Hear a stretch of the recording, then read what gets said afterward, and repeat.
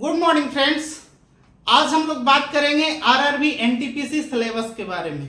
Syllabus में क्या पूछ रहा है, कहां से पूछ रहा है और कहां पे ज्यादा फोकस करने की जरूरत है, ताकि आपको सटीक रणनीति के तहत एनटीपीसी में आप क्या कर सकते हैं, सिलेक्शन ले लें। बात करते हैं एनटीपीसी सिलेबस के बारे में। तो सिलेबस में क्या है कि पहले प्रीलिम्स होगा, पहले एनटीपीसी का प्रीलिम्स होगा और उसके बाद होगा मेंस। तो पहले पीटी होगा और एक होगा मेंस। तो मेंस के लिए इधर कॉलम बना लेते हैं। अब इसमें क्या पूछेगा, बात उठती है कि इसमें क्या पूछेगा। तो प्रीलिम्स का जो है, प्रीलिम्स में आपको 100 क्वेश्चन पूछेगा। नंबर ऑफ क्वेश्चन क्या होंगे, 100 क्वेश्चन होंगे। और मेंस में जो नंबर ऑफ क्वेश्चन होंगे वो कितना होंगे, 120। ठीक है। तो पहले पीटी के बारे में समझेंगे कि पीटी को 100 क्वेश्चन में कैसे डिवाइड किया है। जो कमीशन इस बार किया है, पहले भी था लेकिन इस बार ज्यादा प्रेशराइज किया है। क्या किया है, आपको 100 क्वेश्चन है, 100 क्वेश्चन में आपका मैथ पहले पूछेगा। तो मैथ कितना पूछेगा, मैथ पूछेगा आपका 30। ठीक है। और उसके बाद पूछेगा रीजनिंग, रीजनिंग भी पूछेगा 30। फिर उसके बाद आ जाइए करंट, करंट ये पूछेगा आपको 10। और उसके बाद जीके जीएस ये पूछेगा आपको 30। अब ये जीके जीएस का जो पार्ट है उसको बहुत सारे भाग में बांट सकते हैं। जैसे कैसे, जैसे इसको आपको इंडियन हिस्ट्री भी पढ़ना है, इंडियन पॉलिटी भी पढ़ना है, इंडियन ज्योग्राफी भी पढ़ना है, साथ साथ वर्ल्ड ज्योग्राफी भी पढ़ना है। उसके बाद ये तो अर्थ का पोर्शन हो गया। इसके बाद यहां पे इकोनॉमिक्स भी पढ़ना है। इसके साथ साथ क्या पढ़ना है, आपको साइंस पढ़ना है। साइंस में क्या है, जैसे फिजिक्स है, केमिस्ट्री है, बायो है, और क्या पढ़ना है, आईआर पढ़ना है। आईआर बोले तो इंटरनेशनल रिलेशन है ना। इंटरनेशनल रिलेशन जैसे मान के चलिए कि हमारा पड़ोसी देश हो गया, बांग्लादेश हो गया, पाकिस्तान हो गया, भूटान हो गया, अफगानिस्तान हो गया, नेपाल हो गया, श्रीलंका हो गया, मालदीव हो गया। तो कहने का मतलब अपने जो पड़ोसी देश है उसके बारे में क्या गतिविधि हो रही है उसके बारे में भी पूछेगा। मैं यहां फोकस करना चाहता हूं इस पोर्शन पे। इस पोर्शन पे फोकस इसलिए करना चाहते हैं कि ये जो है मैथ और रीजनिंग का जो पोर्शन है वो आपको प्लस बेनिफिट देगा, प्लस बेनिफिट देगा। साथ ही साथ एक्यूरेट नंबर इसी में आएंगे, एक्यूरेट नंबर इसी से आएंगे। 99% चांस है कि इसमें अगर जो क्वेश्चन आप बना लेते हैं तो वो आपका सटीक सही होने का, बनाने का बात कर रहा हूं मैं, ऐसा नहीं कह रहा हूं तुक्का मार दोगे। तो तुक्का तो भाई सही भी हो सकता है, गलत भी हो सकता है, कोई बड़ी बात नहीं है। बनाने की मैं बात कर रहा हूं, अगर जो बनाएंगे तो ये सटीक नंबर देगा। जीएस में है थोड़ा कंफ्यूजन रह सकता है, नंबर तो ये भी देगा लेकिन जो हमारा फोकस है वो मैथ और रीजनिंग पे ज्यादा होना चाहिए। क्यों होना चाहिए, क्योंकि 30 मैथ का पार्ट है और रीजनिंग 30 है। तो 30-30 60 तो ऑटोमेटिक हो गया। करंट को तो आपको पढ़ना ही पढ़ना है, आप नहीं पढ़ेंगे क्या होता है कि बहुत सारे लोग, अब हमें मान के चलिए कि जो है हमको 100 नंबर का क्वेश्चन है, हमको टारगेट है 70। मान लिया कि हम 70 पे सिलेक्शन होना है, मान के चलिए।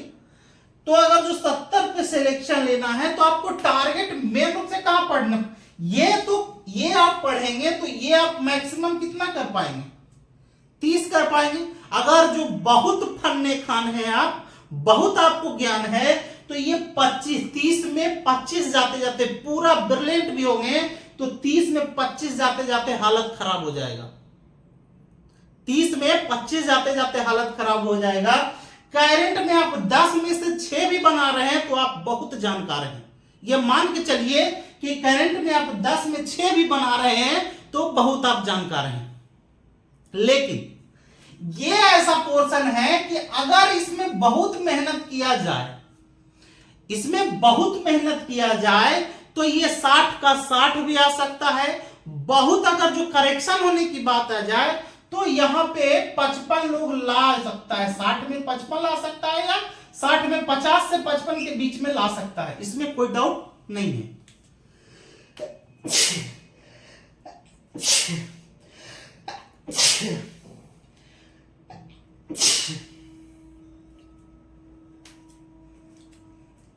100 में 55 ला सकता है, 50 से 55 ला सकता है, ये 60 में, ठीक है।